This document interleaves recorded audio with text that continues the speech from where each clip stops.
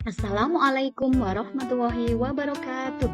Saya Andrina Rosyada, SPDSD, calon guru penggerak angkatan 11 dari SD Negeri 05 Banyumutal, Kabupaten Pemalang. Saya akan memaparkan kesimpulan dan refleksi pemikiran Ki Hajar Dewantara, tugas koneksi antar materi modul 1.1. 3 pertanyaan pemantik. 1. Apa yang saya percaya tentang murid dan pembelajaran di kelas sebelum saya mempelajari modul 1.1? 2. Apa yang berubah dari pemikiran dan perilaku saya setelah mempelajari modul 1.1? 3. Apa yang dapat segera saya terapkan lebih baik agar kelas saya mencerminkan pemikiran Ki Hajar Dewantara? 1. Apa yang saya percaya tentang murid dan pembelajaran di kelas sebelum saya mempelajari modul 1.1? Yaitu, pembelajaran yang saya lakukan adalah hanya mentransfer materi pelajaran. Saya juga menganggap ketuntasan dalam penyampaian materi lebih penting ketimbang memahami karakteristik murid. Biasanya, saya hanya melihat nilai murid dari nilai kognitif saja. Misalnya, saat mereka mengerjakan tugas atau ulangan harian, jika nilai murid sudah mencapai KKM, maka saya menganggap pembelajaran sudah berhasil. Saya juga beranggapan murid sebagai objek pembelajaran, sehingga pembelajaran hanya berpusat pada guru atau teacher center. Saya juga tidak memedulikan apakah murid benar-benar paham tentang materi yang diajarkan atau tidak.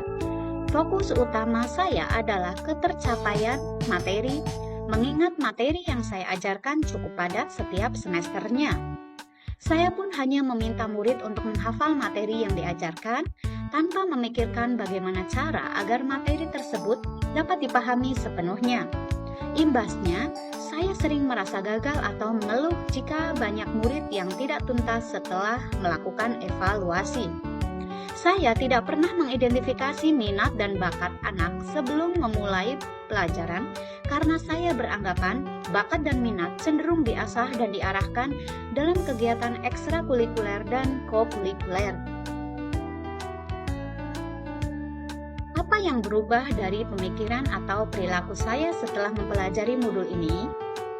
Saya menyadari apa yang saya pikirkan dan lakukan selama ini tidak tepat. Seharusnya, saya melakukan proses pembelajaran secara menyeluruh, bukan hanya aspek kognitif saja, tetapi juga afektif, psikomotor, spiritual, sosial, dan budaya. Murid bukan sebagai objek pembelajaran, melainkan subjek pembelajaran. Artinya, murid memiliki kebebasan berekspresi, mengemukakan pendapat, dan berkreasi sesuai dengan metode atau model pembelajaran dan media yang tepat. Guru seharusnya sebagai fasilitator dalam proses pembelajaran. Guru pun harus ikhlas, penuh kesabaran, dengan segala ketulusan hati agar terwujud pembelajaran yang menyenangkan dan berpusat pada murid. Selain itu, saya harus mempelajari karakteristik murid. Setiap anak dilahirkan dengan kelebihan dan kekurangannya masing-masing. Saya harus menghargai setiap karakter murid dengan memberikan kesempatan untuk mereka tumbuh sesuai dengan kodratnya.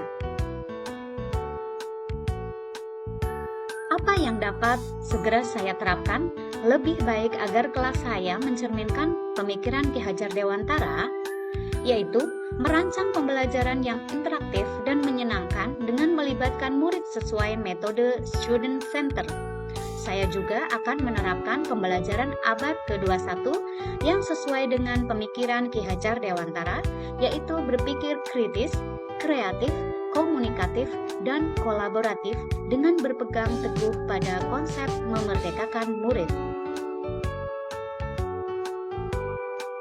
Pembelajaran tidak lagi menuntut, tetapi menuntun. Sebab, tugas guru adalah memberi tuntunan atau arahan yang baik kepada murid, berusaha menjadi teladan bagi murid baik dalam perkataan maupun perbuatan. Dengan menjadi guru yang berkarakter baik, murid akan meniru sehingga dapat menjadi murid yang berkarakter lebih baik lagi. Selanjutnya, saya harus mengenali karakter dan latar belakang murid dengan menjalin komunikasi yang baik. Saya juga harus memahami makna pada slogan Ki Hajar Dewantara, yaitu Ing ngarsa sung tulodo, guru harus memberikan contoh yang baik. Ing madya mangun karso, guru harus memberikan semangat pada murid. Tutwuri handayani, guru harus memberikan dorongan atau menjadikan murid mandiri. Sebagai guru, saya berupaya menjadi penuntun bagi murid untuk mencapai kekuatan kodratnya sesuai dengan alam dan zaman. Menjadi guru yang lebih sabar dan ikhlas dalam mendampingi murid dan memberikan pelayanan yang terbaik bagi murid. Tidak memberikan teguran atau sanksi yang keras, tapi berupaya mengamongi murid agar menumbuhkan rasa nyaman, bukan rasa takut.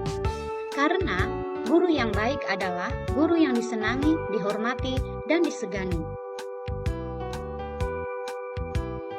Demikianlah kesimpulan dan refleksi pemikiran Ki Hajar Dewantara, tugas koneksi antar materi modul 1.1 yang dapat saya paparkan. Terima kasih.